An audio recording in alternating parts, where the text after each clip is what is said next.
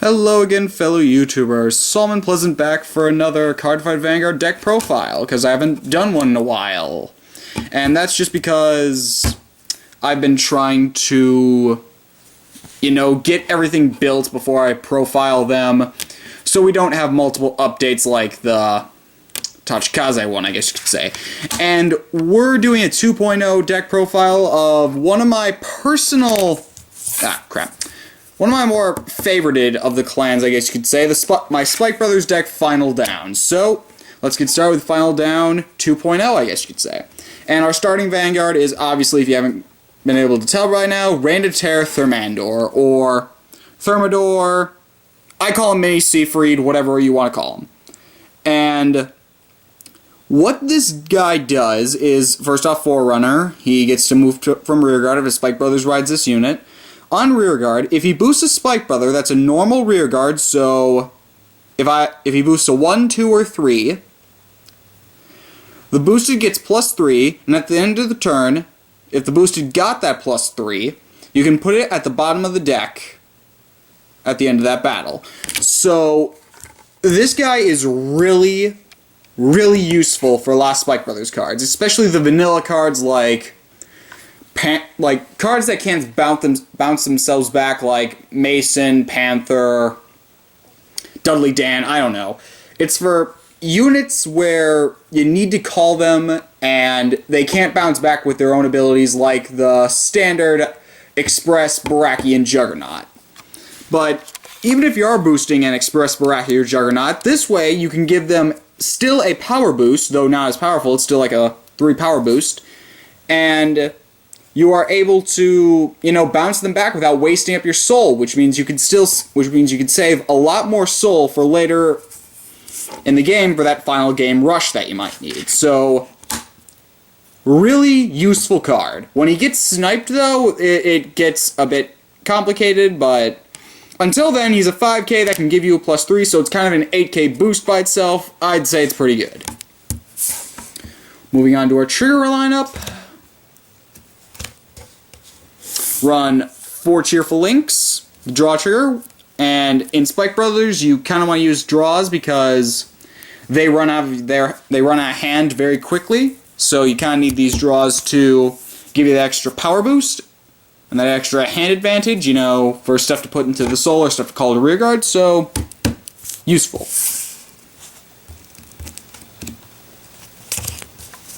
I run 4 Silence Joker because criticals are very nice, and also Joker has the ability of, when he's placed on rearguard, if you have a Spike Brothers Vanguard, you can choose 1 card from your damage zone and turn it face up when you put this unit into the soul. So he's pretty much that, hey, get to the field, get into the soul, hey, I have more damage to use. Now, personally, I haven't used this card as much, because usually with my Counterblast, I like to be very careful with them and say only use Mason's Counterblast, Emperor's Counterblast, and Dudley Dan's on occasion. Like, if I use Dudley Dan, then I'd probably use this guy, but this guy's really more for the fact that I need crit triggers in this deck, and this guy's pretty awesome. I also run 4 Sonic Breaker, and in a Spike Brothers deck, you really want to go critical. You do want some draw power, like I stated earlier, but for the most part, you really want to be critical in this deck, so 8 crit is a pretty good lineup for Spike Brothers. Now, I don't know of any other triggers for Spike Brothers that are critical yet. Right now, I think they only have 2 anyways, so even if you wanted to do, like, 12 crit or something, you couldn't do that because you only got, like, 8 crit right now. But I think 8 crit is really good for Spike Brothers because you need some draw power, and you need this next trigger power, which would be 4 heals. You kind of want heals in a Spike Brothers deck because, first off, can you really deny this heal trigger? Looks pretty good to me, even if it is a robot. But you want heal. Everybody kind of wants heal, except for those who run Suicidal, but I haven't seen a Suicidal build that really works fully yet. I haven't faced one personally, so I prefer heals over stands, I prefer crit over stand, and I prefer draw over stand, as opposed to, say, running stands in a Spike Brother deck, which is kind of pointless. So, there's my trigger lineup. Moving on to my grade 1 lineup. I run 2 Dudley Dans. Now, this card, at first, I really like defending him because he does have a good ability. His ability is on rearguard counterblast 2 if you have a Spike Brothers from... Choose Spike Brothers from your hand, put it into the soul. When this unit boosts a Vanguard, you may pay the cost. If you do, search your deck for 1 Spike Brother, call to rearguard, and shuffle your deck. So it's like Dudley Emperor, except he has to boost the Vanguard and is less powerful and has a little bit less of a soul cost, but is still pretty much like Dudley Emperor, except one less soul, so 1 less unit.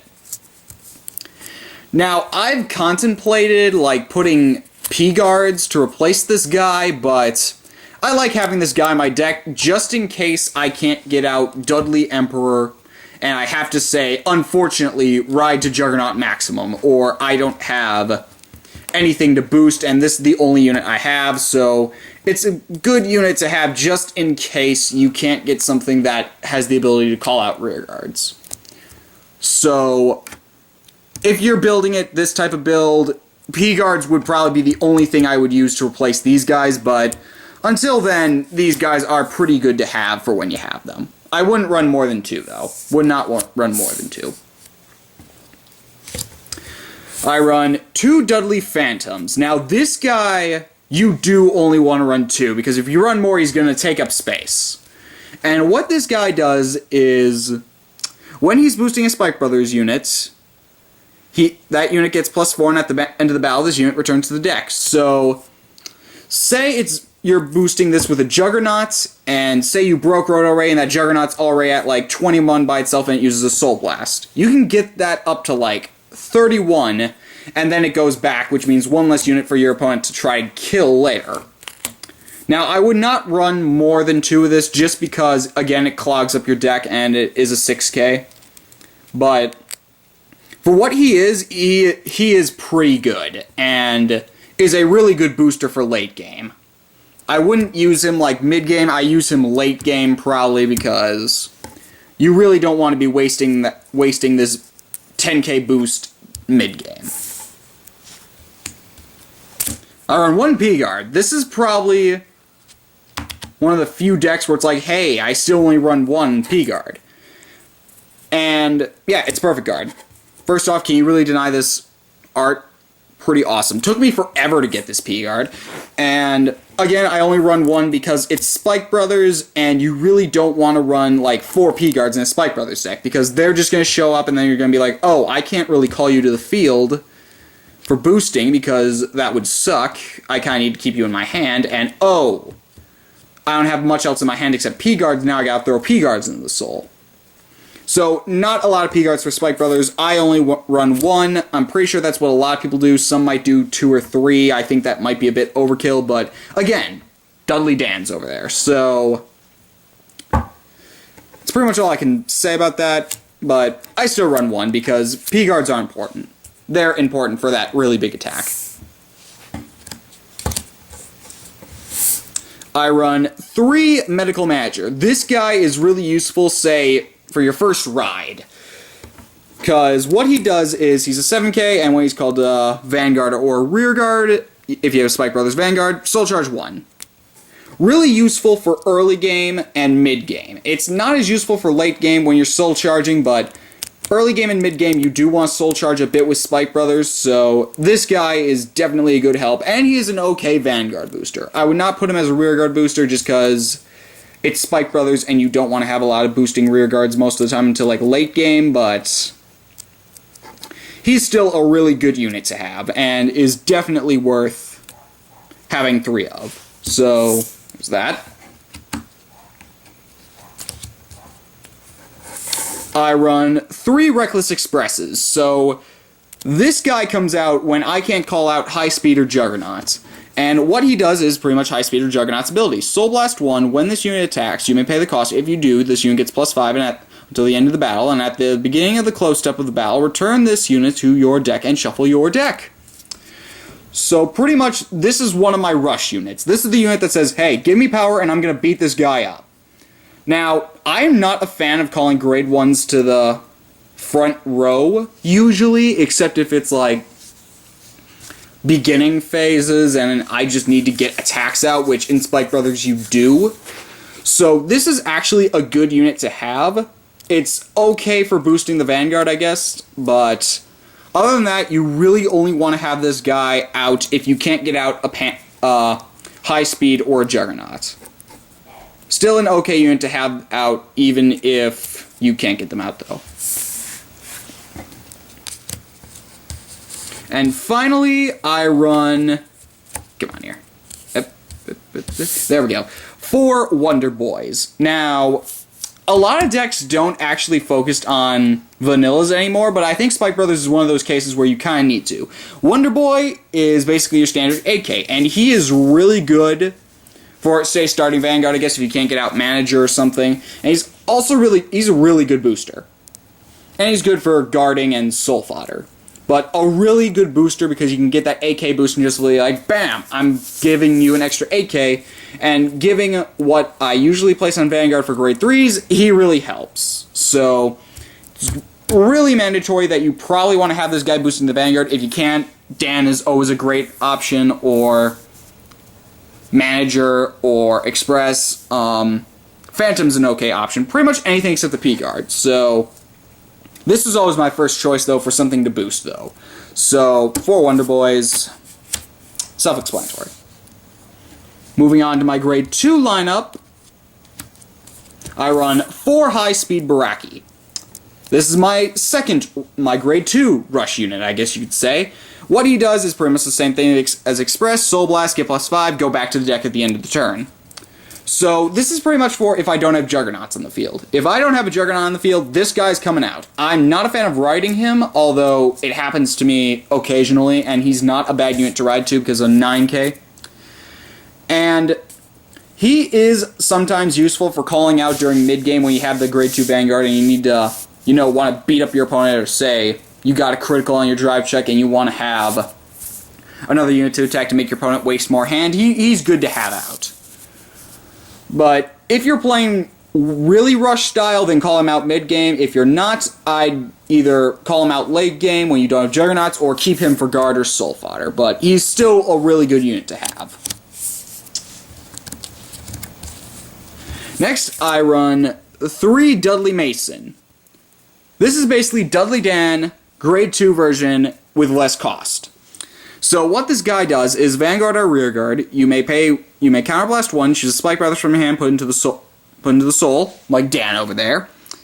And if you pay the cost, if this unit attack hits a Vanguard, and you have a Spike Brothers Vanguard, you may pay the cost. If you do, search your deck for 1 Spike Brothers unit called Rearguard and shuffle your deck. So this guy you do want to have on Vanguard a lot, because on Rearguard he's not as useful, except like if Reign of Terror is boosting him, because then he doesn't take up as much space. But most of the time, if he's not on Vanguard, he's just going to take up space or be used for guard or soul fodder. So I usually want to ride him on Vanguard. I don't like calling him to Rearguard, except if I have nothing else to call and I need to get that rush in. Then I'd call him and be like, oh, hey, my attack hit. I can call something else out and this guy goes back. So I have another open space. Because with Spike Brothers, you want to have open spaces, which is why you have your rush units, and I'm going to show the other one soon. But 3 Mason, still a pretty good card to use, though. And for my final grade 2 unit, I run 3 Treasured Black Panther. Now, some people are like, dude, the 10k in a Spike Brothers deck, that's not good. You should have something that bounces. That's what Reign of Terror is for, or if I have Vanguard. This guy basically says, hey, I'm a 10k beater who can basically punch you in the face on Vanguard, and then next turn I'm gone because I rode. Or if I get grade locked, I'm good to have on Vanguard because I'm a 10k, and that's what half of grade 3s are. Or on Rearguard, just be like, hey, you don't have a Baraki or an Express? Put me behind Reign of Terror, and I become an 18k column, which pretty much requires a 10k to guard at that point.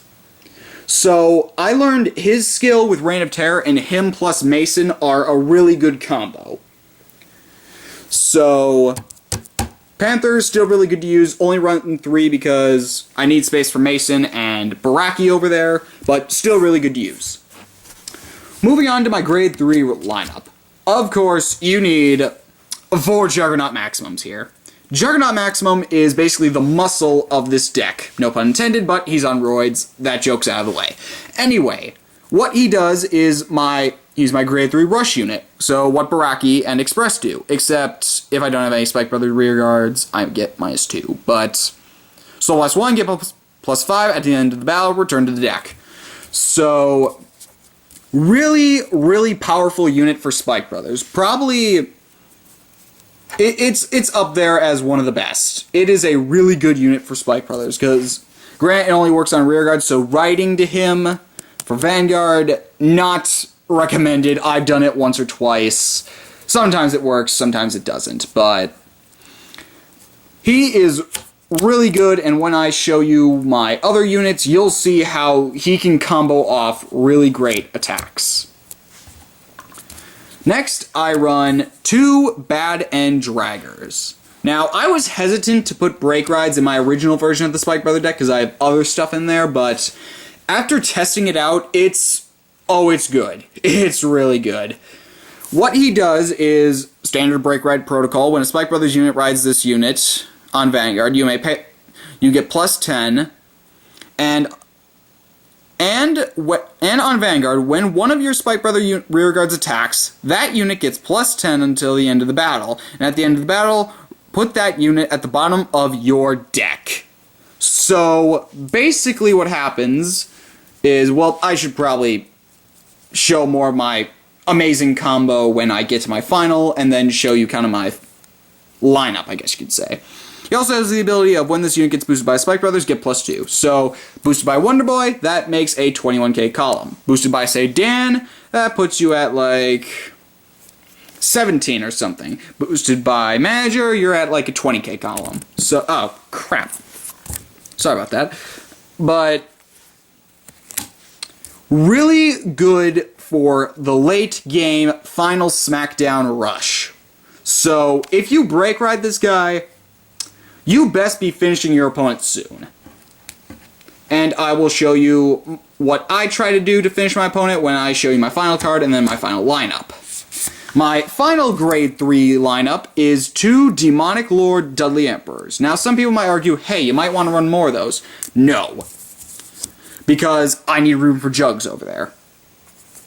Emperor is basically the star of this deck. He is the star. And what he does is limit break 4, counterblast 2, and choose 2 Spike Brothers from your hand. Put them into the soul. When this unit attacks, you may pay the cost. If you do, search your deck for 2 Spike Brothers. Call them to open separate open rear guards. Also, when this unit gets boosted, +3. So do the math with Dan, Wonder Boy, Manager, Express, yada yada. Or hey, do it with Phantom. That would be an awesome combo there. But yeah, really good Spike Brother unit. Probably one of the most expensive, I think, minus the P-Guard there. But still a very expensive unit, and for good reason, because he is the star of the deck. He is what keeps the deck flowing. He's the guy who eats up most of my counterblast, other than Mason or Dan over there, but he is the main guy for it. Now, in a second, I'm going to show you exactly what my final lineup would be. So this would probably be, I guess you would say, a standard late game look for Spike Brothers. Now, what you want to do is basically you want to have a hand where, I'm just going to try and show you. You want to have a hand where you have some stuff to sacrifice for Emperor's ability. So what you do first is you break ride Emperor, gets +10, and that awesome ability goes off. Call up to 2 Juggernauts, and if you can, a Dudley Phantom. If you need Phantom for the payment, then don't call him, because he's not going to be worth it. Now, you do want some stuff in the soul, like I have here. And what you want to do is, this is what I call my starting formation for my final attack that I have cleverly named Final Down. What you want to do is attack with Juggernaut. Now, he gets +10 because of the break ride. And you want to just move that there. Throw a couple just into the drop zone just to make it look a little more realistic. is you want to Soul Blast 1. Yeah, Soul Blast 1. So he gets +5. Yeah. Soul Blast 1, he gets +5, 26. And do the same for the other Juggernaut. Make sure not to have anything boosting while you're doing that. These two, I'm just going to pull them out later, but these two would go back into the deck, and you would activate Emperor's ability. By counterblasting 2, throwing 2 units in there, you can call these guys back. And the ability is still active, so they'll still get +10. That's a 31k attack. And say your opponent decides to P-guard that, he's going to probably be low on cards at this point. You draw... say that. Oh, hey, heal trigger. So you could heal the damage, or you could just give +5 to something. I recommend giving it to him because Reign of Terror isn't as powerful. Then use Reign of Terror's power boost to give +3, plus the trigger power, plus Juggernaut's 1 Soul Blast. That would be a total of 21, 31, 36, 37, 38. That would be a 39k attack. So unless your opponent P-guards that, he's hitting. He goes back, and then do the same. He gets +4, so that's a 21, 31 with a Soul Blast. 21, 31, 36k attack, which, unless your opponent has a bunch of cards in his hand at this point still or not, that would hit as well. So that's pretty much how you want to end game that. Now, if you can't kill your opponent that turn, you want to do it next turn, otherwise you're going to be... Now, as you can see, low hand here. So I was just thankful of getting that one trigger. Now, depending on how much damage you have, you might be able to take 1 attack, but you really then want to guard that, and just hope that Emperor can finish him off next turn. But generally, that's how you would endgame them. Because unless they had 4 P-guards and enough to... Unless they had, like, you know, 10 cards in their hand, and a bunch of them were 10Ks, and 3 of them were and 4 of them were P-guards... They won't be able to stop every single one, all 5 of those attacks. They cannot, unless they have all 4 P-guards in their hand and enough 10Ks, they cannot survive all the attacks. It's almost impossible. But, yeah. So, that was my deck profile of my 2.0 version of Final Down. I hope you liked it, and I've still got, like... Was it 4 more deck profiles I should be putting out at least, if I'm not doing some of them are 2.0s, some of them are new deck profiles. I'm not going to say which is which, but I'm almost done with all of them because I only do deck profiles on my decks, but I've got 2 more, I've got like 4 more hopefully. I have no idea if I can do box openings anymore or anything like that. I'm going to push for it, but that's the best I can promise you. If you watch this video and you want to see a box opening, like this video and put a comment below. If I can get up to, say, 30 likes on this, then hopefully that should be enough to push for a box opening. But again, I can't make any promises. So that was my profile of Final Down. I hope you enjoyed it, and this has been Solomon Pleasant, signing off.